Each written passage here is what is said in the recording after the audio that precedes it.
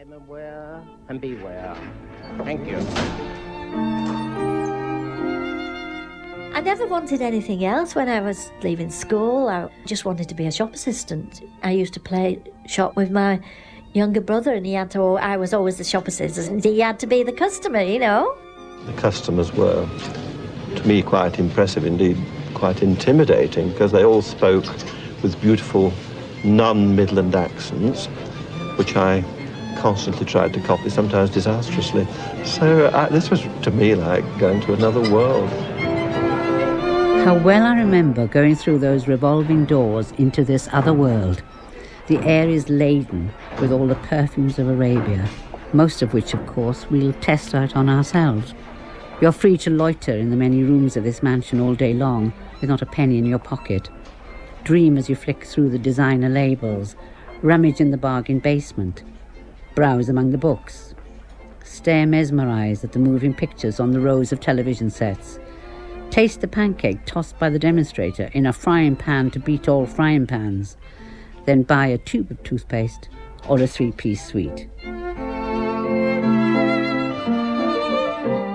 Swan and Edgar, Gamages and Bobby's, Macy's in New York, Gum in Moscow, Bon Marché in Paris, all legends in their lifetimes.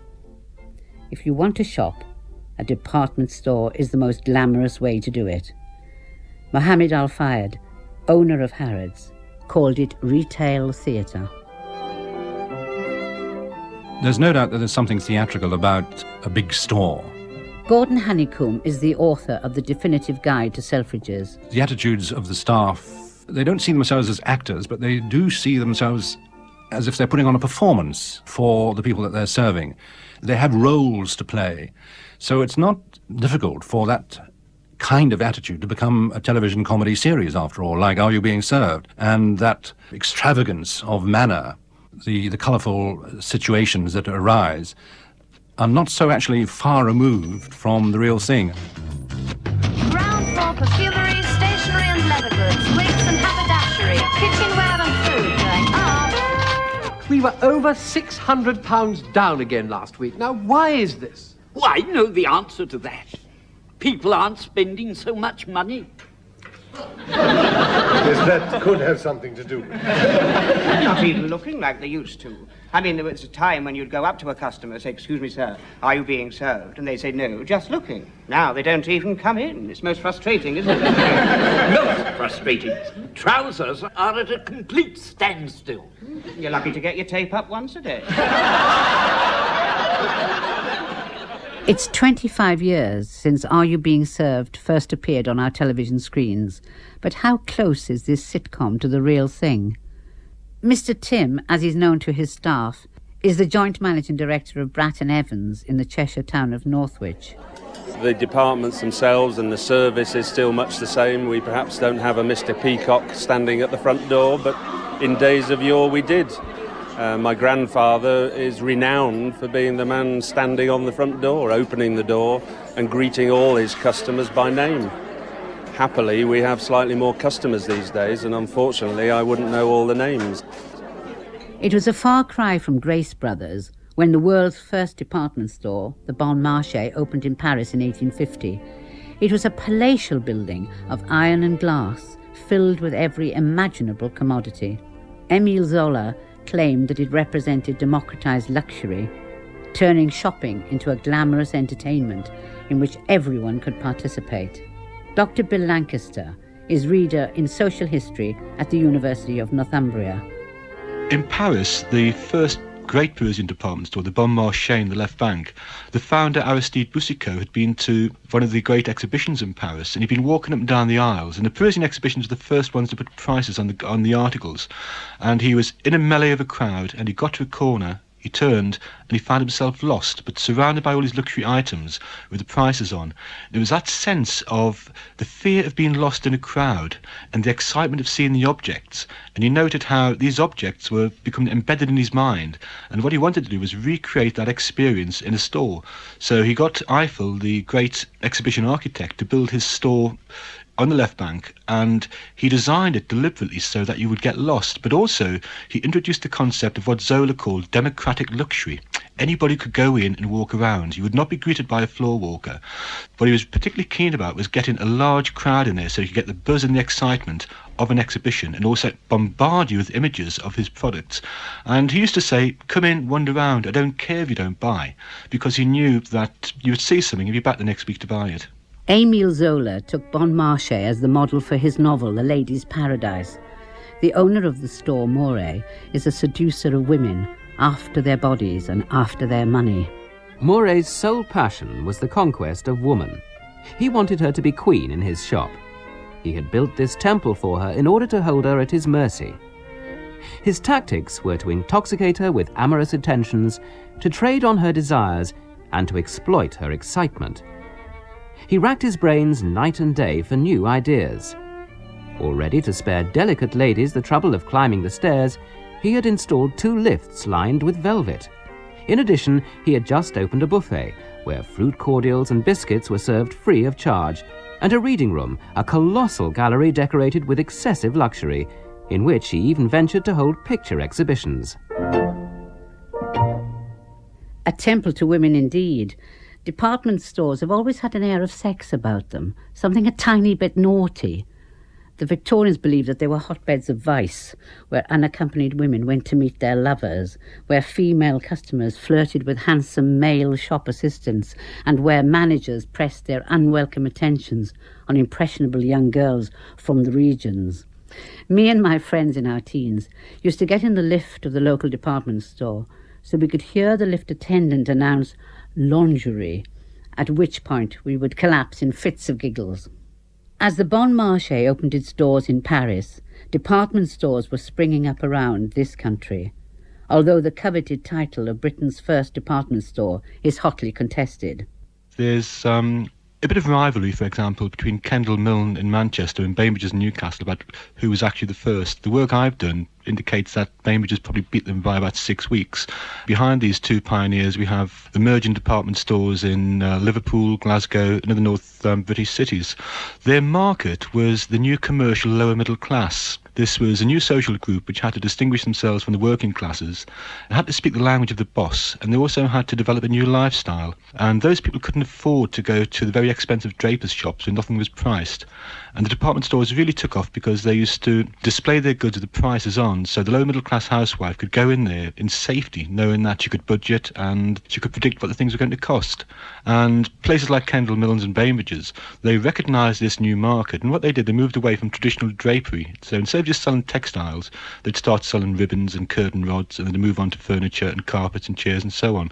So by the time we get to the 1850s, we're looking at drapers' shops that had expanded into perhaps 10, 15 departments. Many of the early department stores grew out of small drapers' shops. Caradoc Evans's novel, Nothing to Pay, was based on his experiences working in one at the turn of the century. Roberts left Amos at the counter, which was over a well, this being at the middle of the store, and the place from which Sam surveyed the drapery departments before him and the departments of furnishings behind him. That which Amos saw and heard made him again crave to be one of this kingdom. Assistants fawning money out of ladies, frock-coated shopwalkers splaying their feet and saying, "Walk this way, madam." Clerks writing at high desks on the other side of a glass door, porters in the well folding purchases for dispatch, young ladies in black gowns beyond the balustrade of the lofty showrooms, voices crying, "Sign, please." "Ladies' gloves first on left, madam." "Gents' hosiery third on right, madam." "Tweel in lace department, madam, fourth on left." "Millinery upstairs in showroom, madam." The men who gave their names to some of the biggest department stores are a particular breed, half entrepreneur, half benefactor. Many of these men and their stores came from humble backgrounds. It's always been, I should say, the shop to shop. What sort of things do you buy? Fruit. Fruits? Fruit. Yeah. Meat. Meat. Dog's biscuits, yes. Well, we always buy dogs from Harrods. Yes. Yes. The name, it's like a trademark, you see, and the best, of course. Harrods Stores Limited. 50 extensive departments embracing every description of grocery, provisions, hardware, drapery, furnishing. visitors are invited to inspect the stores. No entrance fee or subscription required. Free delivery by our own carts in London and the suburbs. Lord Esher, Master of the Rolls, stated from the bench that Harrods Stores was one of the most interesting and beautiful establishments in the whole of London.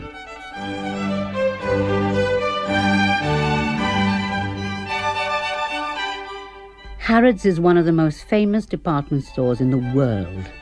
Part retail outlet, part tourist attraction, it's renowned for its ability to obtain almost anything for its customers.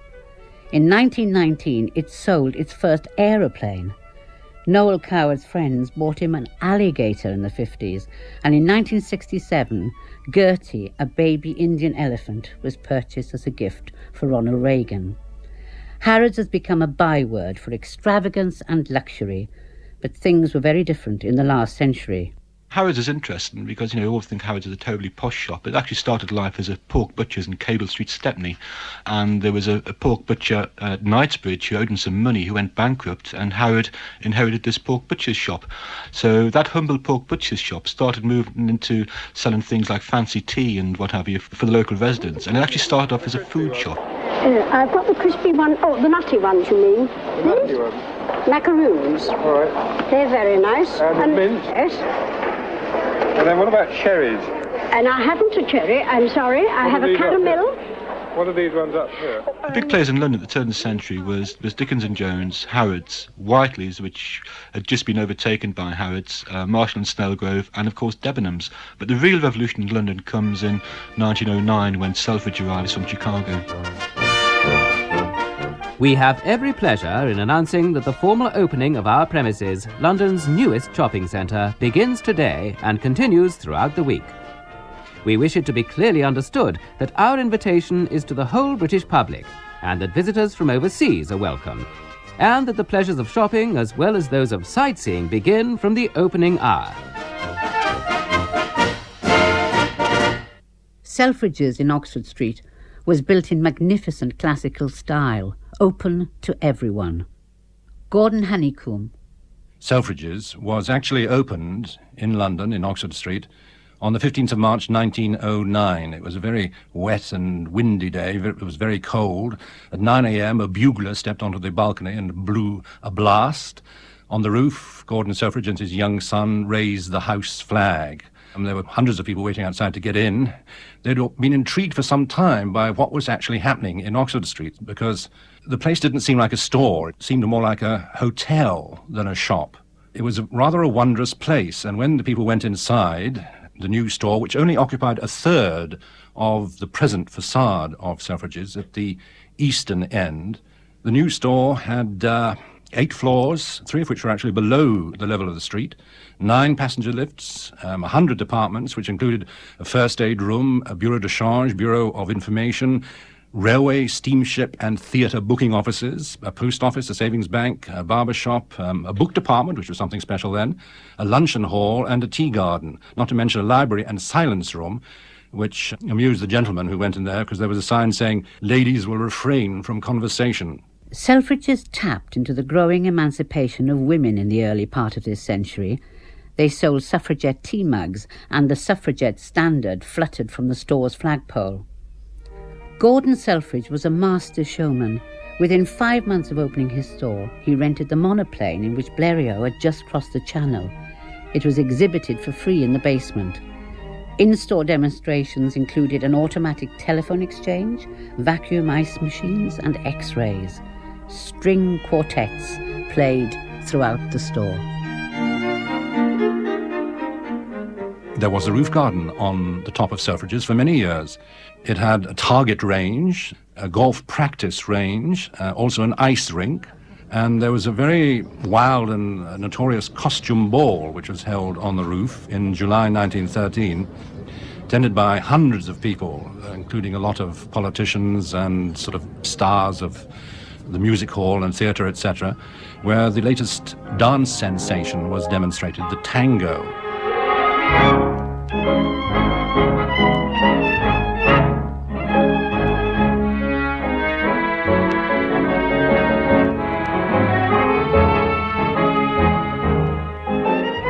From from the Pall Mall Gazette. For a little while there was admiration and delight, and then the infection seized the merry throng. First one couple and then another stepped onto the magic carpet and, greatly daring, attempted the exhilarating movements. Soon there were hundreds gliding backwards and forwards, here and there and everywhere.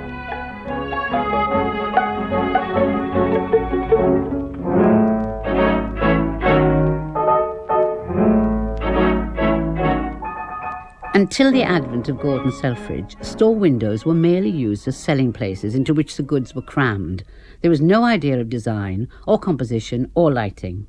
He made a great art of window displays, and window dressers, whoever they are around the world, have a great deal to thank Gordon Selfridge for, because he made their art and their business into an art. He was amazingly inventive, and his department, he had a special department for, in the things that were displayed. For instance, there were huge displays in one window of handkerchiefs, about 10,000 handkerchiefs, for instance, or 1,000 sponges, and another display was entirely made up of water bottles.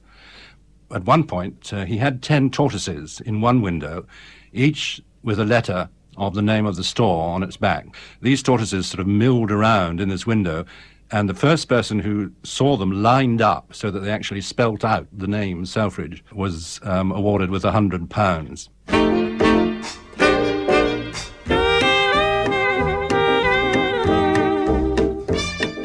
Following Selfridge's lead, provincial stores used more and more outrageous stunts to attract the passing customers. We had a manager come from London. Of course, in those days, he brought London ideas down. He suggested that I go into the window and show bathing costumes off.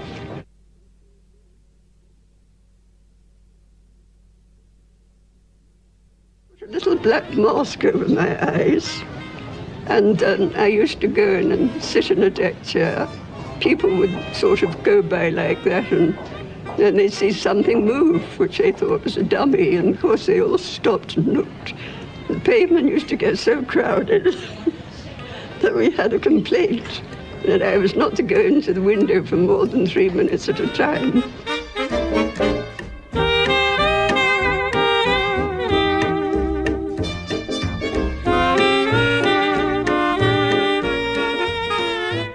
Outside London in the 20s and 30s, we've seen the development of the chains. Most department stores up until the 1920s were individually owned. It's in the 1920s that we get the first great chain of department stores, which was Debenhams. Debenhams' chain was largely in the Midlands and southern England.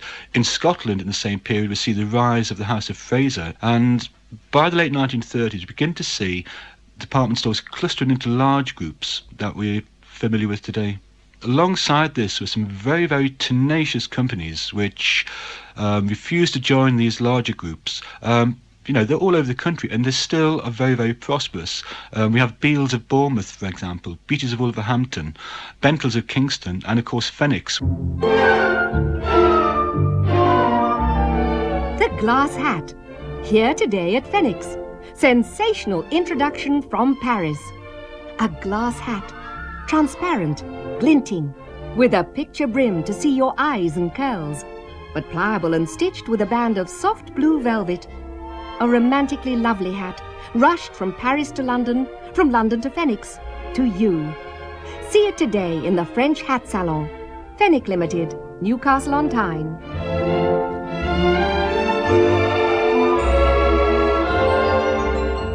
Always keen to embrace new technological developments, department stores found a way of dealing with the increasing amounts of cash being taken over their counters before the advent of the cash register. In smaller stores, the most common device was a system which used overhead wires and a little container for the money. It was a bit like a mini ski lift. The assistants would put the money in it, pull a lever, which whizzed it across the shop to the cashier's kiosk. The cashier, often called Babs with beautifully manicured nails, would then whiz it back, containing the correct change and a receipt for the customer. We watched it in awe, this wonder of the modern world. Another rather more complicated device was the Lamson's pneumatic tube system, which was patented in the late 19th century and by the 20s was commonplace in most of the stores. The Lamson proved so successful that many stores were still using them in the 1950s, long after the arrival of cash registers. Connie Kelly worked at Whitehead's department store in Bolton. It was a system of suction system. Each counter had one of these on. It was like a container. All brass. Everything was brass. Solid. It was a container. You twisted and it opened just on one side. And we had bill books, counter bill books. You made out a receipt. You put the date, the department. They gave you the money. You put the money and the receipt into this little container.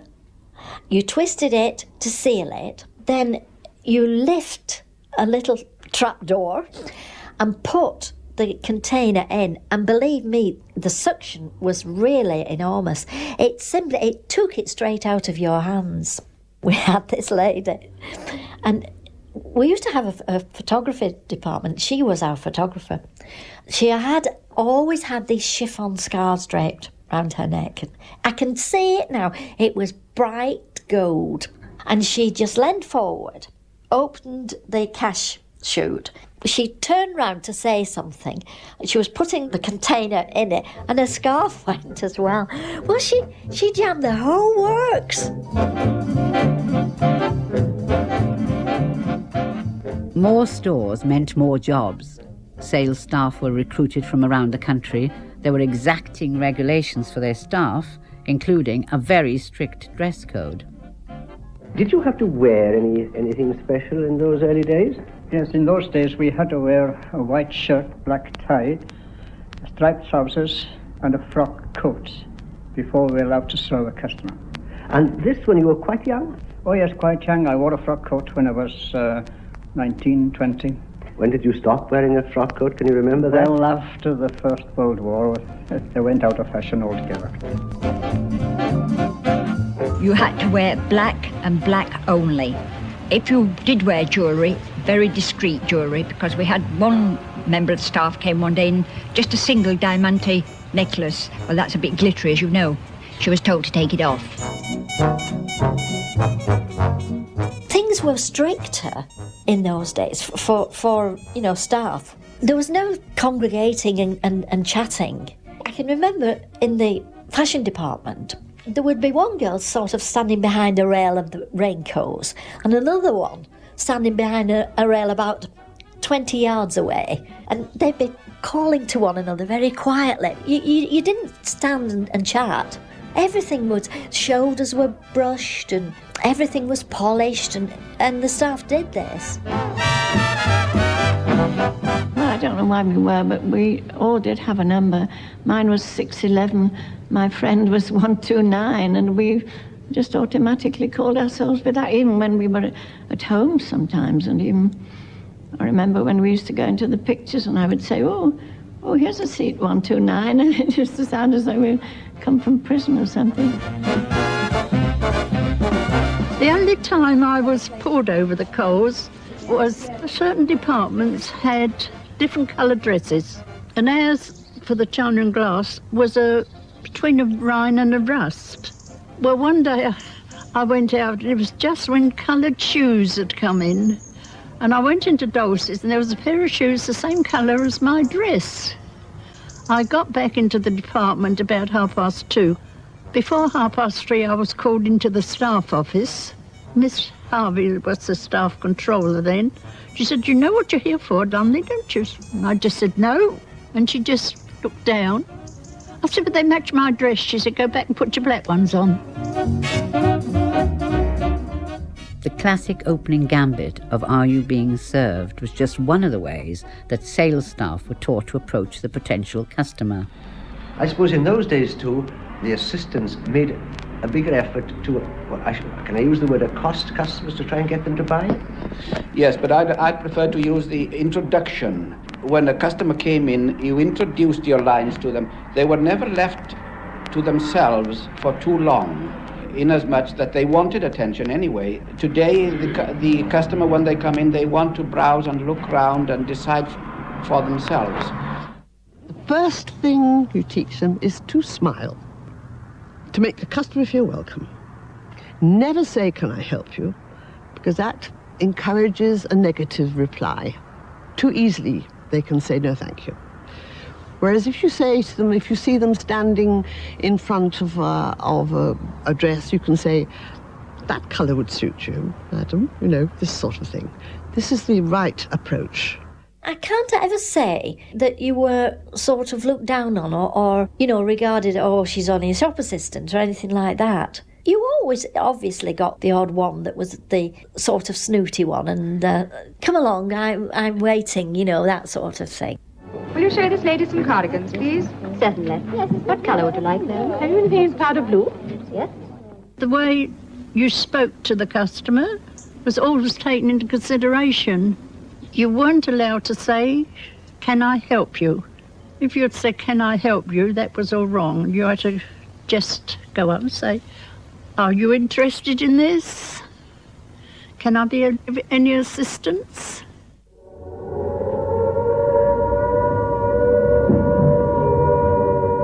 The patient shelters are not yet completed and workmen are still very, very busy working there. So to relieve congestion, we would remind our customers that they can shop with perfect safety in the upper basement. With the outbreak of the Second World War, the sales staff of the stores found their skills and training put to the utmost test. Struggling to stay open despite the bomb damage and the shortage of goods, the staff and customers alike struggled on, showing true British spirit. How's Clara now, madam? I think we'd better be going to the emergency hairdressing department downstairs. Would you like to come along with me? Well, what shall I do with all the things in my hair, then? Oh, you'll be quite all right, because you're not attached in any way. You just follow me and everything will be all right. Oh, I see. Will you get my things, then? Yes, madam. I have everything here for you. Well, we followed the lady who was having the perm down to the shelter, and there we met one of London's typists, typical of millions of office workers who don't let the blitzkrieg interfere with their work or their shopping. Being a typist in a Whitehall office, I have naturally been affected by the latest events of the war. I, like many others, find it difficult at times to shop in comfort and also to reach my home, which is in the suburbs. But with the motorists offering lifts, we manage all right. Quite often we knew roughly when we were going to get a blackout.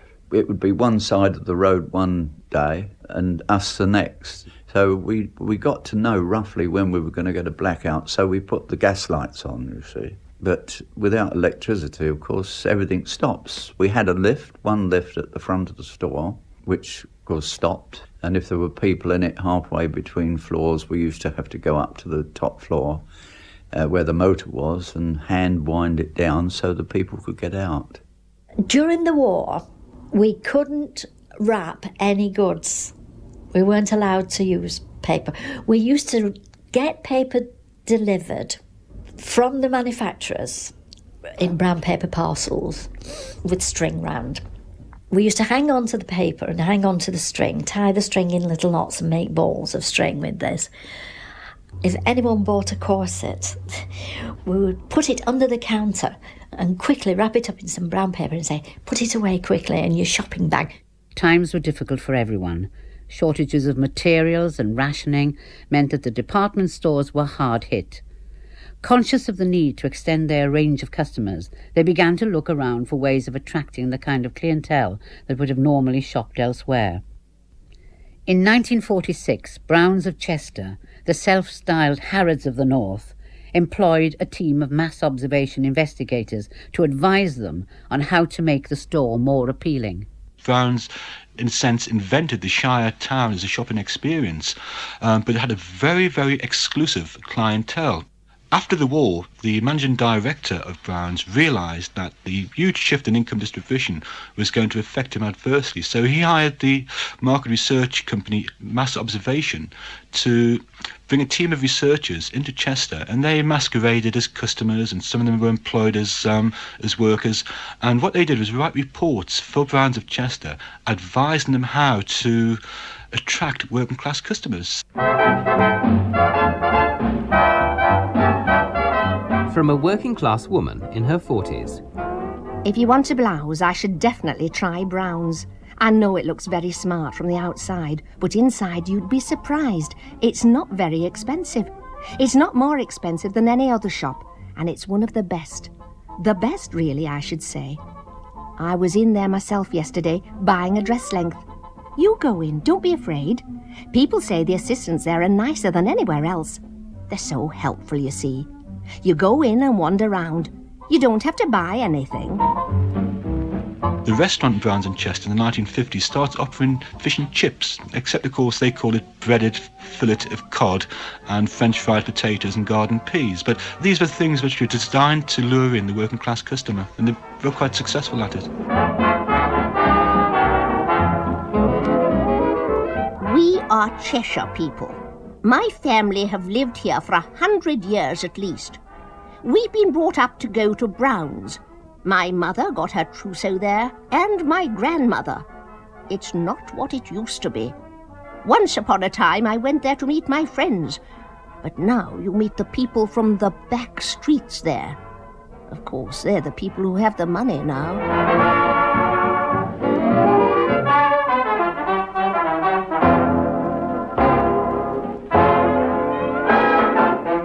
I think it's a marvellous store. I've always heard about it, and I wouldn't leave London without coming to see it. But will you buy much? Some of the things here are very expensive, aren't they? Yes, they are. I'm not buying much, as you can see, just a few little tokens for friends back home. What have you got there? Mustard with Fortnum and Mason's name on it, and some of their pâté, which sounded awfully exciting. And I guess that's it. What we were really looking for was bloater paste. My mommy sent me to the store, to the store, to the store. But what my mommy sent me for, I really can't remember. I think it was the grocery. Let me see. Oh gee, oh gosh, oh gee. I don't remember. Coffee shops, restaurants, cafeterias are an essential requirement for ladies who shop. Places to meet friends and rest your weary feet while gathering strength for another attack on the counters. One such place is the Greenhouse restaurant at Hooper's department store in Wilmslow. We have our early morning shoppers who come in every morning, and we have very regular. In fact, I know a gentleman and his wife who are business people in Manchester, and they come here just for our scones. And each day they'll have a scone themselves and take about 6 to their workers in Manchester. We have one gentleman who brings his wife in at least once a week for a half bottle of champagne and a smoked salmon sandwich, which is his treat to her every week. And I just think that's lovely, and that's what we're really all about. He calls us his club now. Well, it's a place that's always been here in the town to come for a coffee. We, all three of us here, we've lived in this area all our life, been friends for years. It was a place to come when we were younger. The in place, as we called it, and as we've carried on working, we've married and had our families. Now it's come that we've all finished work and we meet on a Friday to, chat and catch up again. Bring the children to meet Father Christmas in London's brightest toy fair and see the magnificent collection of quality toys at pre-budget prices. Many a child's first memory of a department store is at Christmas time, packed with people, strung with streamers, twinkling with coloured lights, and with an open invitation to meet the one and only Father Christmas, who I must admit alarmed 3-year-old me somewhat, this very old man inviting me to sit on his lap in his grotty grotto. Now then, what do you want for Christmas? A new bike and a pencil sharpener and a new book. A new bike and a pencil sharpener and what did you say? What was the last thing? A Rupert book. A Rupert book? Yeah. Well, we'll try that. Now don't run away yet. London, the approach of the season of goodwill attracts country cousins and city dwellers alike to the busy West End stores, proclaiming yet again the age-old message of Christmas. The exciting and much-loved figures of our childhood days come back to life, bringing promise of the good things young people hope to find in that well-filled magic stocking. What do you want to do when you grow up, Stephanie? I would like to be an artist. An artist, would Yes. you? You know that already? Yes. Do you do a lot of drawing now? Yes. Painting? What do you want me to bring for your mummy and daddy now? Well, I better not tell Mummy and Daddy, or they'll know. Mummy's not listening now. You just tell me quietly. What do you want? I would like to buy them a box of handkerchiefs each. Each a box of handkerchiefs? Yes. All right, we'll try and do that. Yes. All right, we'll try. Yes. Don't promise. Goodbye now. Goodbye. Inside the shops, there's something for every taste, from the train so beloved by Junior to the dolls for his sister. With the coming of darkness, the shops become glittering beacons of light in a jeweled fairyland setting. Yuletide in Regent Street is a gay affair, with silver, gold, green, red and pink aluminium snowflakes beguiling the window shopping crowds with their seasonable greetings of good cheer. From A Shopping Expedition, from A Bear Called Paddington by Michael Bond. The man in the gentleman's outfitting department at Barkridge's held Paddington's hat at arm's length between thumb and forefinger. He looked at it distastefully. I take it the young, gentleman will not be requiring this any more, madam? He said. Oh, yes, I shall, said Paddington firmly. I've always had that hat, ever since I was small. But wouldn't you like a nice new one, Paddington? Said Mrs. Brown hastily. For best? They walked over to the hat counter where the assistant had arranged a huge pile of hats. There were bowler hats, sun hats, trilby hats, berets, and even a very small top hat. Mrs. Brown eyed them doubtfully. It's difficult, she said, looking at Paddington. It's largely a question of his ears. They stick out, rather. You could cut some holes for them, suggested his assistant. The other salesman froze him with a glance. Cut a hole in a Barkridge's hat? He exclaimed. I've never heard such a thing.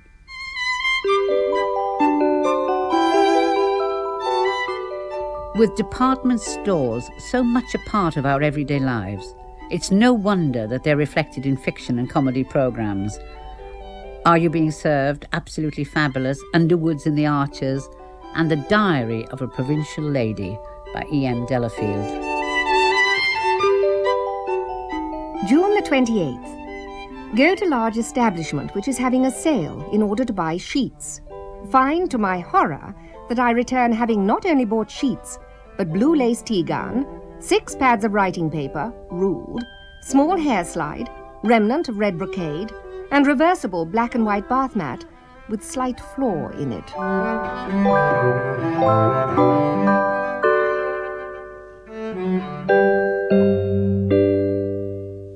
Department stores have always been conscious of the need for novel promotional ideas.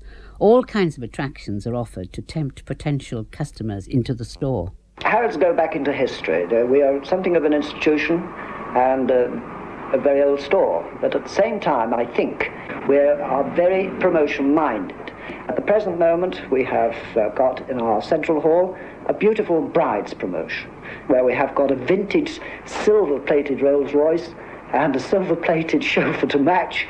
There's always a great deal of excitement in Harrods. There's a lot of fizz about the place. And we're always promoting and trying to sell all kinds of things to our customers. And this we do quite a lot by almost theatrical promotion.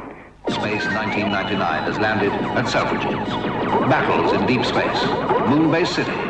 Actual working models used in the film. Alpha Control. Come in Selfridges. Come in Selfridges. Now, do we have any sensible suggestions? Yes, sir, I have. After I came out of the army, I made a study of sales technique. Now, there was a theory that a moving display has more impact than a static one. True. Well, I suppose you mean we should have our trousers moving about more. Oxford Street, and light is dawning on a chill midwinter morning. Who are these who need a cup of sweet and strong to wake 'em up? From Welwyn, Wapping, Wembley, Wales, they've come to do the winter sales. The January sales are the busiest time of any department store and essential for pulling in the customers. Dr. Bill Lancaster. The sales have been there since the birth of the department store. The Bon Marché was virtually a few weeks old before Boucicaut had his first white sale. It's a technique which is almost as old as retailing. At the end of the year, it's getting rid of last year's slow-moving stock. And also, of course, the January sale is designed to boost store of revenue at what would potentially be the flattest time of the year. The sorts of things that we see today when we look at Victorian adverts, the long tried, tested methods. Brown & Company Chester stock taking sale. 8 days and no more. Mantles and jackets reduced from 4.5 guineas to 10 shillings and sixpence. Quite recent models in millinery, 12 shillings and sixpence.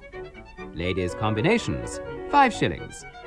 Brussels carpets reduced from 4 shillings per yard to 2 shillings per yard. The quantity of the above is limited, but there are many remnants, etc., marked at very low prices.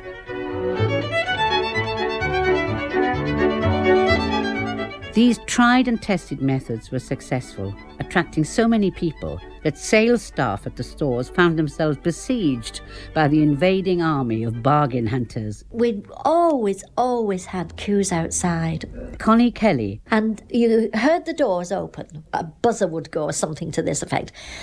They would open the doors and you could hear these feet, literally. It was like a stampede. They would be going down in the basement to get the linens. They would be going to the handbags to get the best handbag. They would be dashing up the stairs in the lift. And we just used to stand there in a line waiting for this onslaught of people, For help in making both ends meet, these winter sales are hard to beat. Poor hubby's got to pay, of course, so he settles down to pick a horse. Furs are on sale as cheap as tweed, and then, of course, you'll really need a hat to match, or maybe two. We were stuck with enormous amounts, and I do mean enormous amounts, of these ladies' knickers. I mean, I can't call them anything else because that's what they were. They were Celanese. They were in various colours. And the buyer had bought, I don't know whether she thought there was going to be a shortage of ladies' knickers, but she'd bought these boxes and boxes and boxes. So we just had to get rid of them. So they were put on the ground floor in the area of the fabric department. They were put in like big sort of dumpers, and these were just all, well, at first, piled neatly. There was a ticket on with the price, and believe me, I mean, they just went absolutely crazy. By the time that they'd gone through them for the sizes and the colours that they wanted, they were just one big massive jumble. If you'd seen them too, they were really passion killers.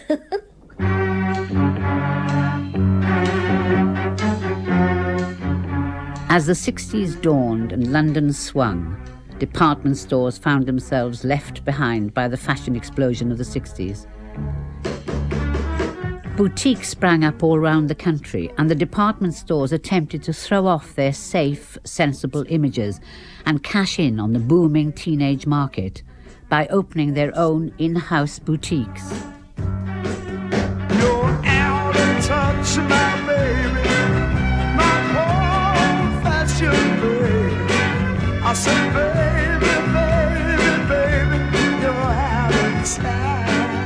one of the original conceptions we had in building Weigh-In was that the young adults nowadays, besides just wanting to go in a shop and look at racks of women's clothes and men's ties and all that, they needed more an environment of their complete way of life. What we were worried about at Harrods was that the youngsters were being brought to us by their parents. And if you have lived in a school uniform for 10 years, the very thought of going back to the place of origin of a school uniform, not very pleasant in either a boy or a girl's mind. So we decided that what we must do is to take a part of the store which we could disassociate from Harrods itself and make it independent in all ways for these young people.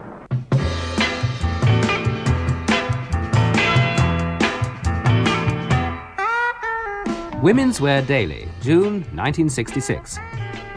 London began to swing and rock, to go mod, to appear in headlines as the sin capital of the world. Almost overnight, America faced a new London and concurrently a new Liberty, which had picked up the best and re-entered the dance with both feet flying. And one of the men behind the choreography is groovy young designer Bernard Neville. Most of the great department stores have felt they must swing with this tide and have opened up young boutiques with cheap and trendy clothes. But others have not. They have ignored the more extreme elements of the kinky and the kooky, the pop, the mod, the way out, spurning the sheer shoddiness of so much of the youth kick boutiquerie.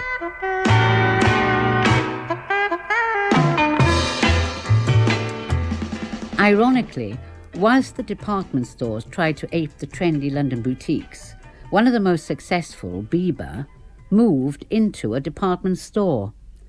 By the late 60s, the Biba look had become the byword for a particular kind of Art Deco style, selling 40s-style dresses, satin trouser suits and feather boas. In 1973, Biba's creator, Barbara Hulanicki, took over the Derry and Toms building in Kensington High Street, which had recently been sold by the House of Fraser. They returned the store to its original carpets and fittings, dark walls and Art Deco mirrors, a temple to the Biba style, with Biba clothes, Biba furniture and even Biba food. But the store was not to last. The new store was amazing. I don't think there's ever been a store like it. In the first place, it was incredibly wasteful. The ground floor, there were acres and acres of carpet with a few counters dotted around on them. There were no shop windows. There were just these enormous plate glass windows. And then there were these occasional counters with Biba things to sell on them. I thought when they took this place over that they were getting too big, really, and as a department store, I don't think it really worked because there wasn't enough stuff for a department store, for one thing. I don't think there's enough variety. Biba was all about very pretty, very decorative clothes, very extravagant, much more extravagant than anything else on the market. Very girly. They had big skirts and tiny waists. They were worn with huge big matching hats. They were in beautiful flower prints. And they were sold in a decor that was extremely feminine in an exotic kind of way. There were palms and there were waving cream ostrich feathers and there were pretty girls hanging around to sell them to you. If there was a pink dress, there was a pink hat, and there were usually pink tights and there were pink flowers, and they showed it like that right through the shop.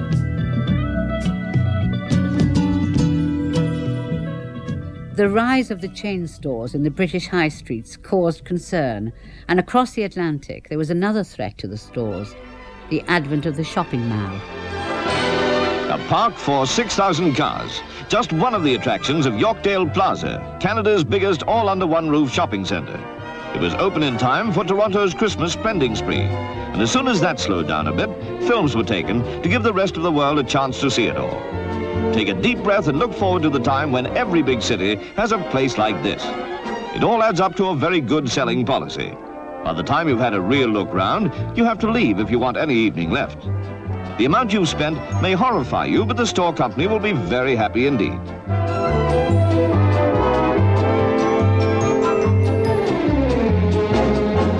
The service matches everything else. Baby's linen on the next floor. When you're that famished you can't drag another step, the menu is as good as everything else. Having bought all you can think of, you can relax in luxurious surroundings to gather strength, because eventually you have to tear yourself away from all that comfort, face Toronto's icy blasts, and go home.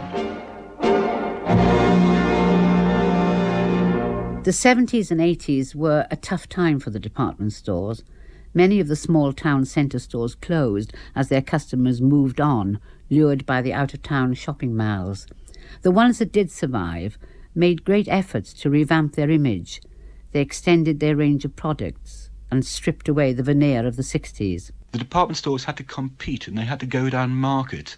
And we can see that in many different stores in Britain where the marble, for example, the fancy plasterwork gets covered up by chipboard and they take on a kind of flat ambience that you find in the chain stores designed to attract those working class customers in. And it's not until the 1970s when we begin to get redistribution of income once again in favour of the middle classes, that department stores take down the chipboard and polish the marble and repaint the plaster.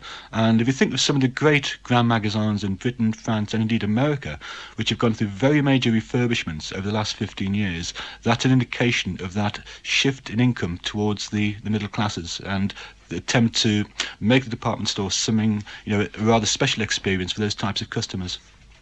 In a bid to fight off the threat of the malls and the chains, Many stores have returned to their original splendour.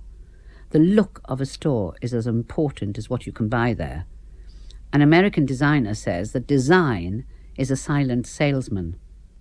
This is something that Sir Terence Conran was aware of when he restyled the Debenhams chain in 1985.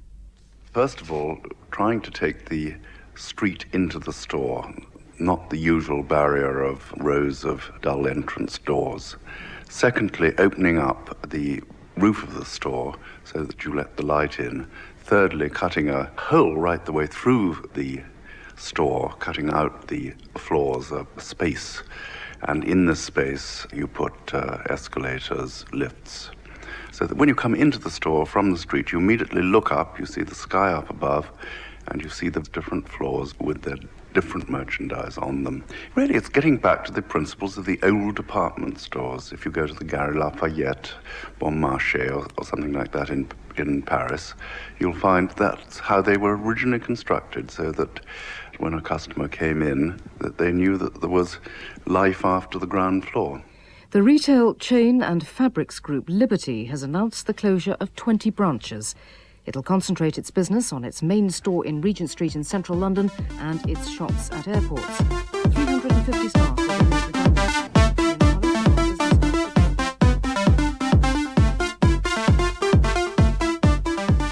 Even though Liberties has withdrawn its regional branches, it's not all bad news. Some of the other big London stores are spreading northwards. In October 1996, Harvey Nichols opened in Leeds, bringing its own particular brand of haute couture to the fashion-conscious Patsies and Adinas of the north. I'm on my way in. Everything's completely under control this end. How is it with you?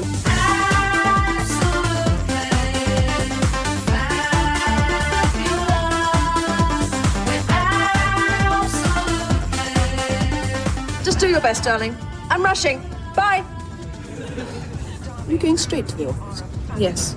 Past Harvey Nicks? No, Percy. Could we? Well, it is nearly lunchtime. 10:30, Percy. Well, look, we can do Harvey Nichols quickly. And then we'll pick up some lunch and just take it into the office. I think it would look better. Right on time, right on time. Techno, techno, bloody techno, darling.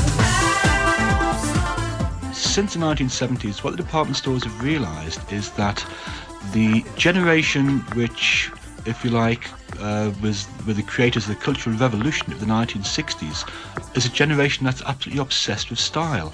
Those people are now in their late 40s and 50s. They're at the absolute peak of their disposable income. These are the most prosperous section in society. And they love going into department stores because rather than having to go, for example, into a single designer boutique where they might feel slightly awkward and out of place, they can browse around the designer racks in the department store and just not feel threatened.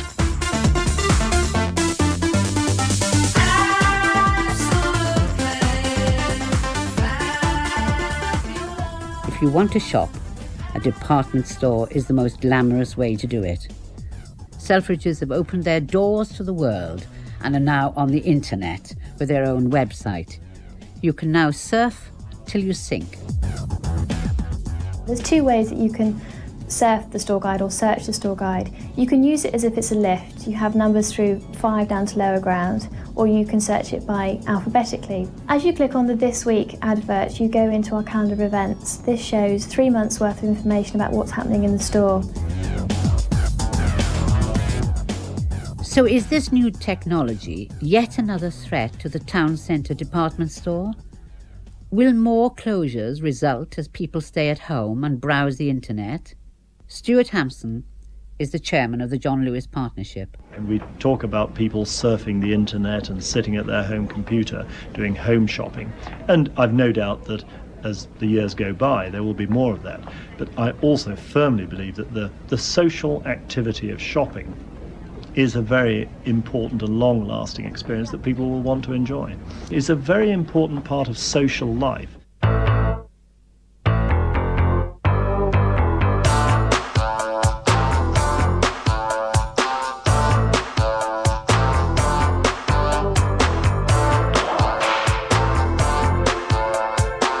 Today, if we look around, there's something like 500 department stores in Britain, as opposed to about 800 just after the war. But those 500 are doing better than ever. And those 500 that have survived because they've spotted the shifts in the market and they've adjusted their merchandise and they've moved the style of the store to cater for these changes in the market. And of course, the great thing about a department store is you have a lot of space and you can be flexible in that space and you can react very, very quickly to changes in the market. And it's that very flexibility which allows the department store to be so responsive to the market. S-H-O-P-P-I-N-G, we're shopping.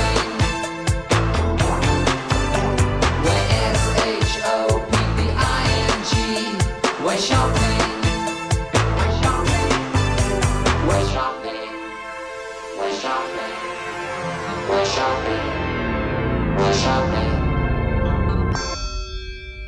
Going Up was presented by Mavis Nicholson and produced in Manchester